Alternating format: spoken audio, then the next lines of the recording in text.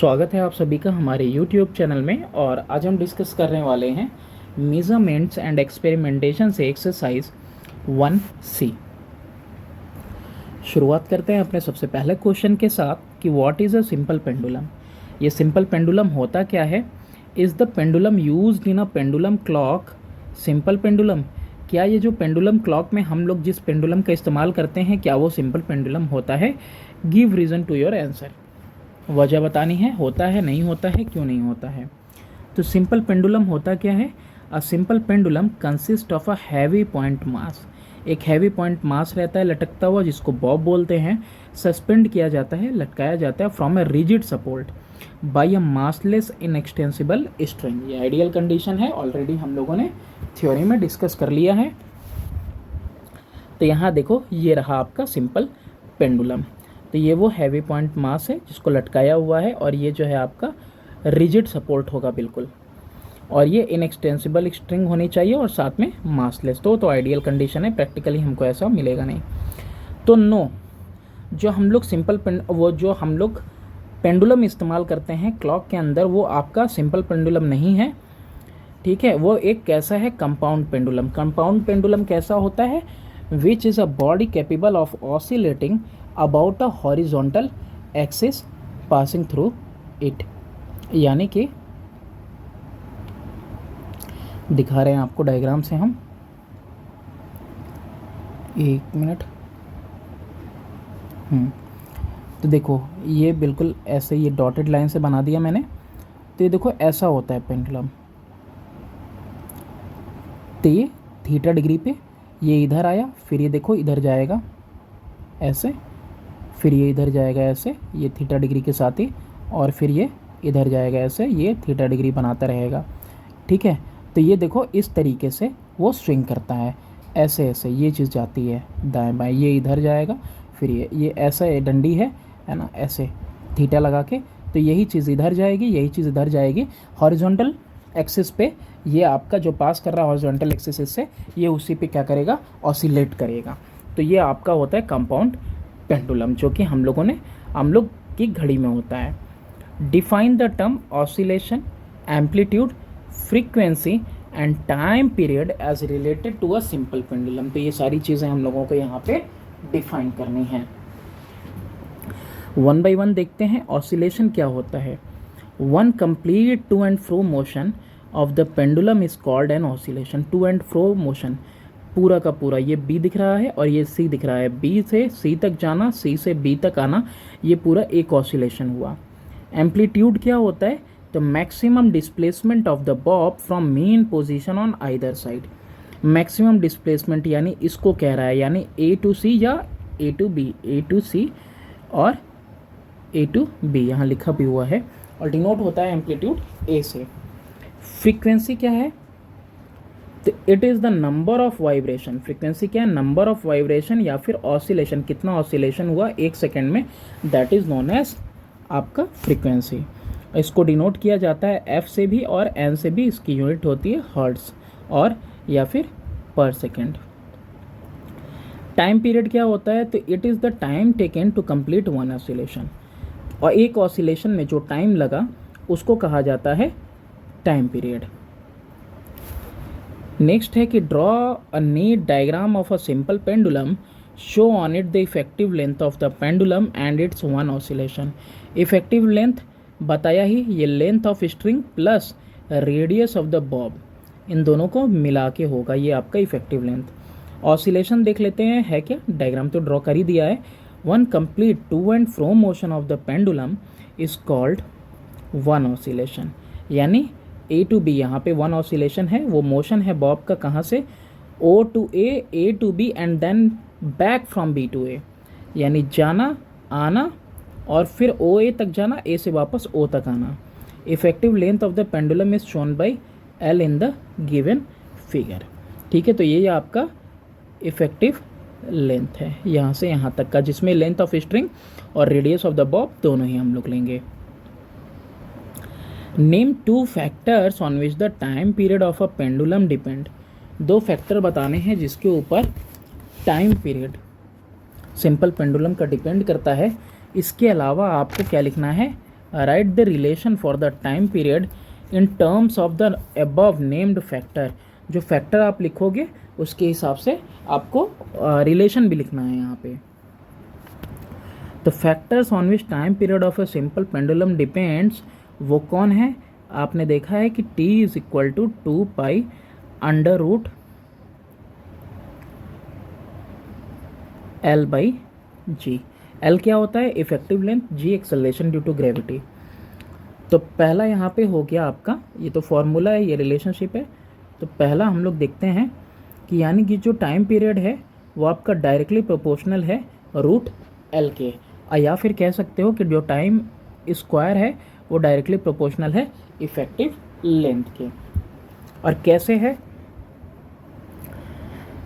कि if length increases, अगर आप लेंथ इंक्रीज कर देते हो तो टाइम पीरियड क्या हो जाएगा? आपका टाइम पीरियड वो भी इंक्रीज कर जाएगा, बढ़ जाएगा। तो इसीलिए क्या होता है कि जो दैट इज़ वाई हम लोगों ने देखा एक्सप्लेनेशन में कि that's why in summer pendulum clock जो होता है, पेंडुलम क्लॉक गोज स्लो। ये तो एक पॉइंट हो गया, ठीक है, कि टाइम पीरियड इफेक्टिव लेंथ के ऊपर किस तरह से डिपेंड करता है और डिपेंड करने की वजह से क्या इफेक्ट आता है। फिर सेकंड वाला देखो यहाँ पे, सेकंड वाले में देखो यहाँ पे, सेकंड वाले का मैं यहाँ रिलेशन लिख दे रहा हूँ कि जो टाइम पीरियड होता है इन्वर्सली प्रोपोर्शनल होता है किसके? स्क्वायर रूट जी के। इसीलिए होता क्या है, इसको हमने डिस्कस किया कि when clock is taken on mountain, है ना, वहाँ पे जी डिक्रीज हो जाता है with altitude, time period increase कर जाता है और pendulum takes more time to complete an oscillation, और इसीलिए होता क्या है, क्लॉक स्लो हो जाता है। और यही चीज़ सिर्फ माउंटेन्स पे ही नहीं बल्कि आपको डेप्थ में भी मिलेगी। डेप्थ में भी यही चीज़ होती है, डेप्थ में भी जी की वैल्यू क्या होती है, डिक्रीज़ कर जाती है, और ऊंचाई एल्टीट्यूड पे भी जी की वैल्यू क्या होती है, डिक्रीज़ कर जाती है ना। और इसकी डिपेंडेंसी आप देख रहे हो कि टाइम पीरियड इन्वर्सली डिपेंड करता है अंडर रूट जी के। तो इसीलिए आपका क्लॉक स्लो हो जाता है माउंटेन पे और डेप्थ पे, माइंस वगैरह में। मास और मटेरियल ऑफ बॉब की बात करें तो time period of simple pendulum is independent of mass. तो यहाँ पे ना नेम 2 फैक्टर बताने थे, तो 2 फैक्टर, एक तो लेंथ हो गया, एक एक्सेलरेशन ड्यू टू ग्रेविटी हो गया। तो आप ये लेंदी करेगा आंसर को, तो इसको नहीं लिखना। तो पहले पॉइंट में ये रिलेशनशिप, सेकंड पॉइंट में ये रिलेशनशिप लिख के ये आप लिख देना एक्सप्लेनेशन यहाँ से यहाँ तक का, बस। Question number 5, name 2 factor on which the time period of a simple pendulum does not depend. अच्छा, इसका आंसर ये दोनों होना चाहिए, है ना, चारों ओर लिखने वो दोनों। एक तो मास ऑफ बॉब पे इंडिपेंडेंट होता है और एम्पलीट्यूड ऑफ ऑसिलेशन पे, यानी कि एक्सटेंट ऑफ स्विंग के ऊपर ये डिपेंड नहीं करता है। ये 2 फैक्टर हैं जिनके ऊपर ये डिपेंड नहीं करता टाइम पीरियड आपका। नेक्स्ट क्वेश्चन देखते हैं, question number 6, how is the time period of a simple pendulum affected if at all in the following situation. अच्छा, आपको प्रभाव बताना है कि किस तरह से ये जो है इफेक्ट आएगा, इसके ऊपर प्रभावित होगा फॉलोइंग सिचुएशन में। यानी कि length is made 4 times, length को 4 गुना कर दोगे तो क्या इफेक्ट आएगा। और फिर the acceleration due to gravity is reduce to 1/4, acceleration due to gravity आपने क्या कर दिया, 1/4 कर दिया, तो क्या चेंज आएगा।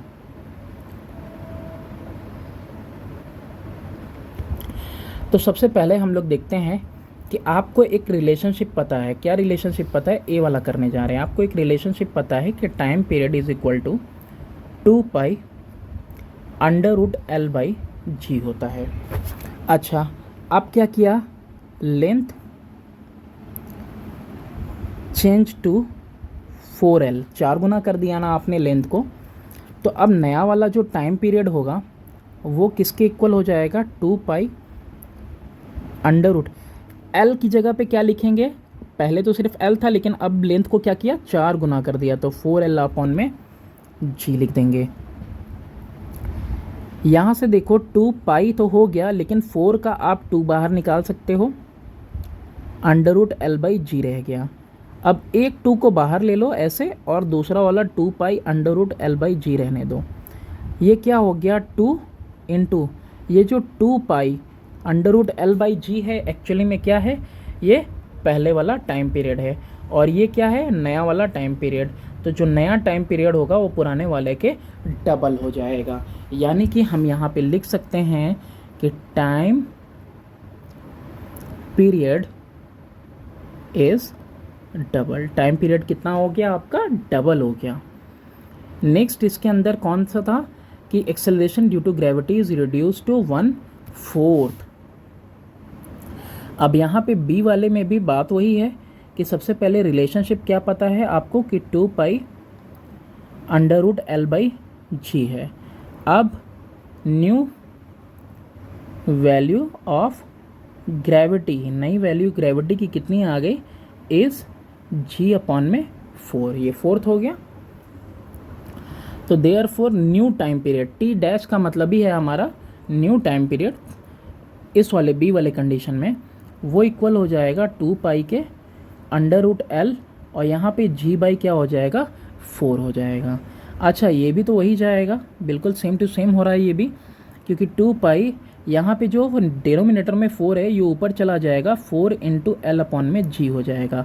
फिर तो ये उसी तरीके से हो गया 2 पाई इंटू 2, 4 का √4 की वैल्यू 2 बाहर ले ली, और इसमें L/g रह गया, तो 2 अलग से इंटू 2 पाई मल्टीप्लाई में √L/g।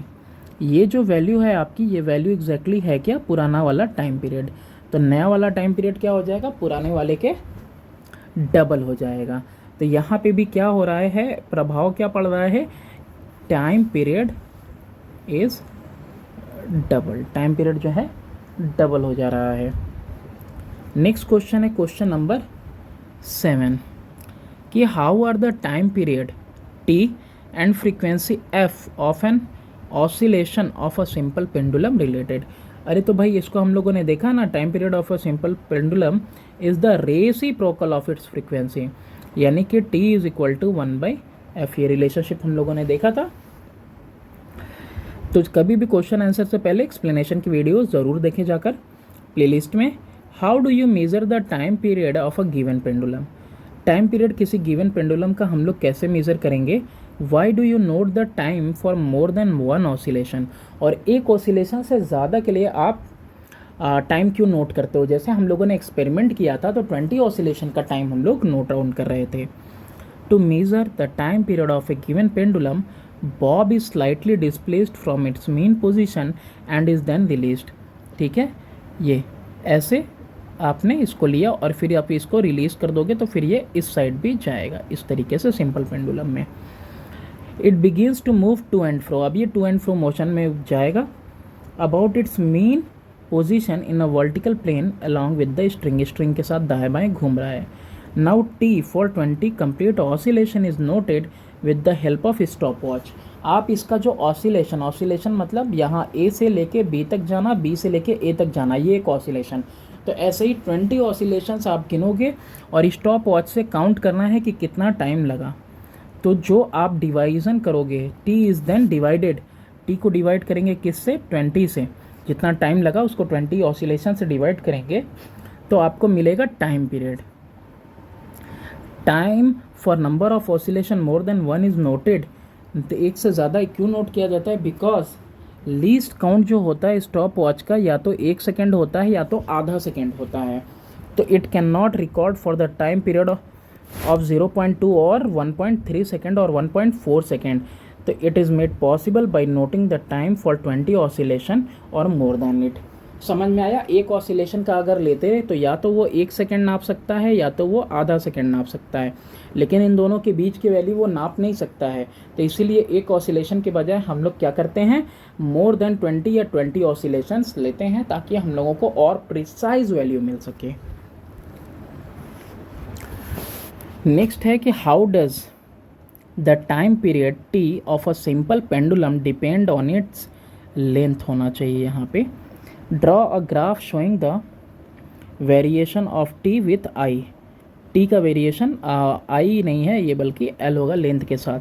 How will you use this graph to determine the value of G that is acceleration due to gravity. तो कैसे आप इसका इस्तेमाल करोगे वैल्यू निकालने में। तो यहाँ आपको पता है कि कैसे टाइम पीरियड डिपेंड करता है लेंथ के ऊपर। तो time period of a simple pendulum depends directly to the square root of length, यानी कि t is directly proportional to under root l। ठीक है, या फिर और क्या कह सकते हो, दोनों तरफ स्क्वायरिंग कर दो, T square is directly proportional to l।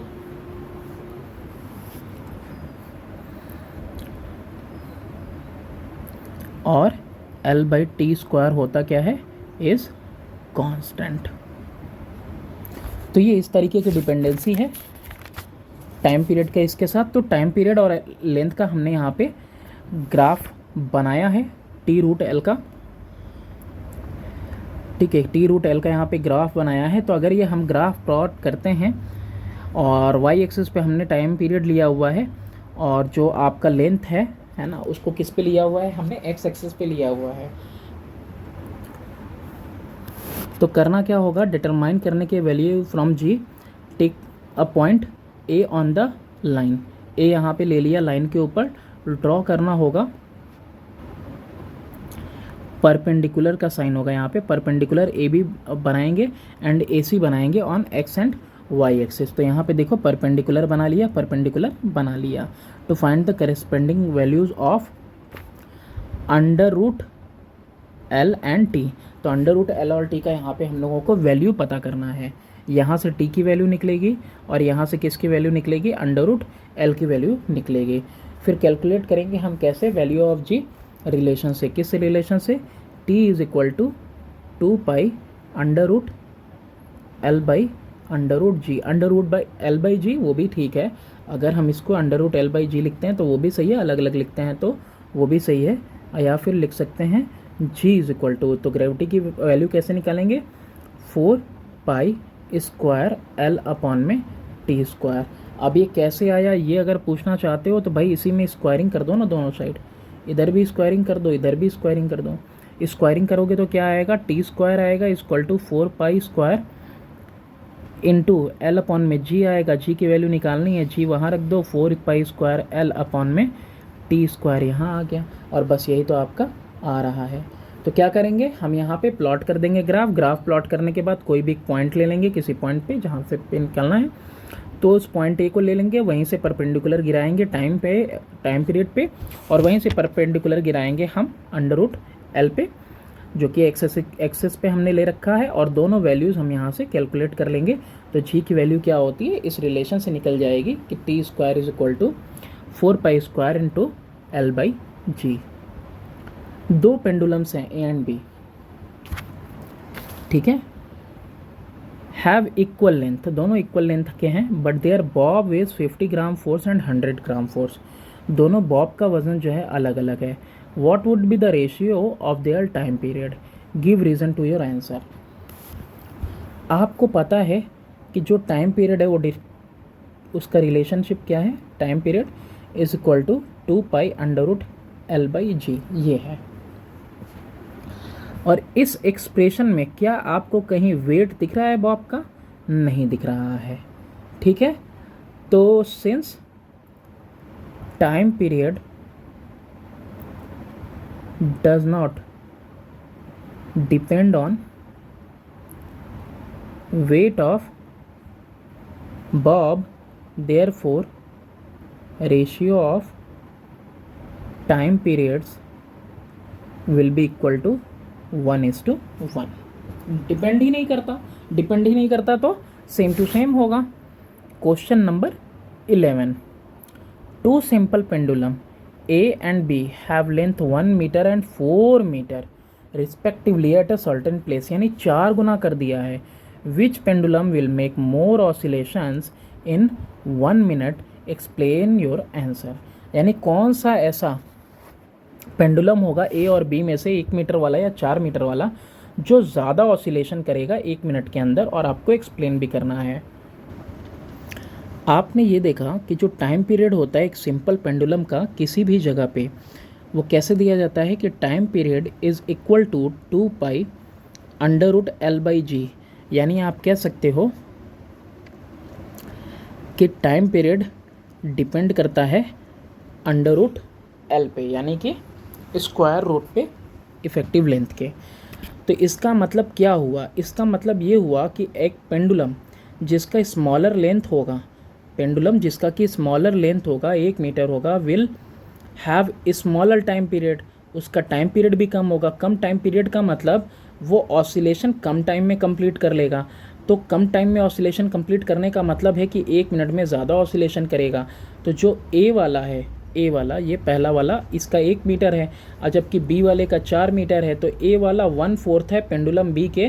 तो देयरफॉर पेंडुलम ए ही क्या करेगा? ज़्यादा ऑसिलेशंस करेगा 1 मिनट के अंदर।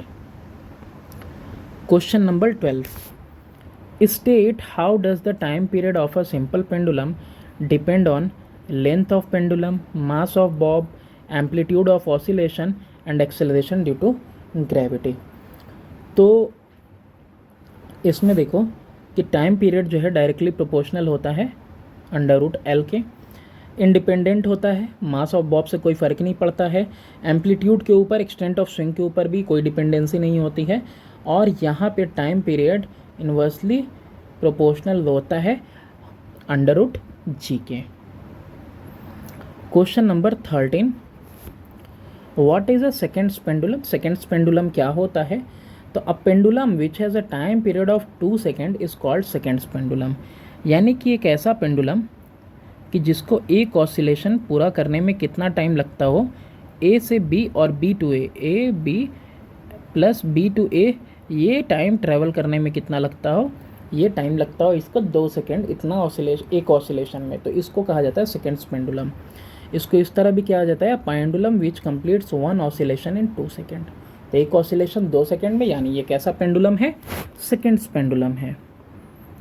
State the numerical value of the frequency of oscillation of a seconds pendulum. Numerical value बतानी है frequency of oscillation of a seconds pendulum की। Does it depend on amplitude of oscillation? अभी देखा भाई, नहीं डिपेंड करता। फ्रीक्वेंसी का formula क्या होता है? तो फ्रीक्वेंसी का फॉर्मूला होता है 1/t। तो t फॉर किसके लिए निकालना है हमको? सेकेंड्स पेंडुलम के लिए। तो t for seconds pendulum, time period देखा ना भाई, 2 होता है सेकेंड पेंडुलम के लिए। तो t for seconds pendulum is 2 seconds. तो therefore frequency is equal to 1/t, यानी कि 1/2 इक्वल टू 0.5 पर सेकेंड। अच्छा, यह जवाब पूछा था ना, does it depend on amplitude of oscillation? No, it does not depend on the amplitude of oscillation. Question number, अब यहाँ पे आ गए हैं multiple choice question. The length of a simple pendulum is made 1/4। Length को 1/4 कर दिया गया है, तो टाइम पीरियड कितना हो जाएगा? वहाँ पे तो 4 गुना कर रहे थे, लेकिन यहाँ पे 1/4 कर दिया गया है, तो कितना हो जाएगा वो बताना है। आपको रिलेशनशिप पता है, time period is equal to 2 pi under root L by g. यानी अच्छा ठीक है, नाउ लेंथ कितना हो गया? l/4 हो गया। तो नया वाला टाइम पीरियड कितना हो जाएगा? 2 pi under root L G into 4 नीचे आ जाएगा, इज इक्वल टू 2 पाई, और l/4 1/4 का हम यहाँ पे निकाल लेंगे 1/2, और ये अंडर रूट l/g रहने देंगे। 1/2 को फ्रंट में रखते हैं, into 2 pi under root l/g। ये वाली वैल्यू एक्चुअली में है कितनी? ये वाली वैल्यू तो एक्चुअली में ये आपका पुराना वाला टाइम पीरियड है, ठीक। तो नया वाला टाइम पीरियड कितना हो गया? पुराने वाले के आधा हो गया, यानी कि हमारा आंसर हो जाएगा डी वाला हाफ। नया वाला टाइम पीरियड क्या हो जाएगा, हाफ हो जाएगा पुराने वाले के। Question number 2, the time period of a pendulum clock. Pendulum clock यानी कि हमारा जो घड़ी वड़ी वाला होता है उसके लिए पूछा है, तो 2 सेकेंड होता है उसका। The length of seconds pendulum is nearly. Seconds pendulum का लेंथ जो होता है ना 1 मीटर के लमसम होता है नियरली। अब आते हैं न्यूमेरिकल्स के ऊपर। अ सेकेंड्स पेंडुलम कंप्लीट्स 40 ऑसिलेशन। कितना oscillation, 40 oscillation in 1 minute. 1 minute में 40 ऑसिलेशन कर रहा है, तो फ्रीक्वेंसी बताओ और टाइम पीरियड बताओ। तो frequency is equal to number of oscillations in 1 second. 1 second में कितना ऑसिलेशन करेगा, ऑसिलेशन कितना किया 40, कितने टाइम में किया 60 सेकेंड में, तो पर सेकेंड निकल रहा है ऑसिलेशन। तो पर सेकेंड में ये कितना आ जा रहा है, 0 से 0 कटा 2/3। 2/3 को क्या लिख सकते हैं, 0.666, तो 0.67। ये आ गया आपका फ्रीक्वेंसी। अच्छा, टाइम पीरियड निकालना है।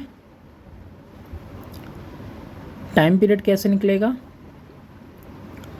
Time period is equal to time taken for 1 oscillation. एक ऑसिलेशन में कितना टाइम लगा, तो एक ऑसिलेशन में कितना टाइम लगा, देखो 60 सेकेंड लगे 40 ऑसिलेशन में। तो एक ऑसिलेशन का पर ऑसिलेशन आपको टाइम निकलना है, यानी कि 0.003/2 हो जाएगा, यानी 1.5 सेकेंड। ये क्या आ गया, आपका टाइम पीरियड आ गया।